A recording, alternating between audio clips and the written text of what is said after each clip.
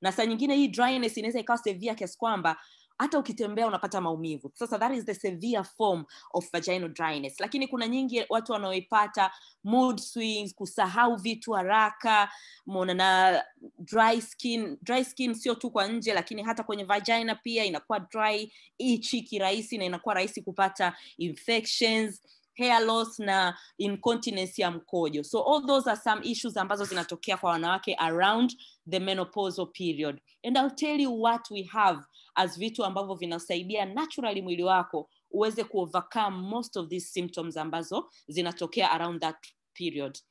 But the vaginal dryness one ni kitu ambacho kwa wengi sana wanawake inaweza ikatokea hata kabla ya menopause. Ikatokea tu, yani because of whatever reason or lifestyles na nini, vinaweza vikachangia kupungua kwa estrogen mwilini, na ikipungua inasababisha huo ukavu kwenye vagina. Inaweza ikasababisha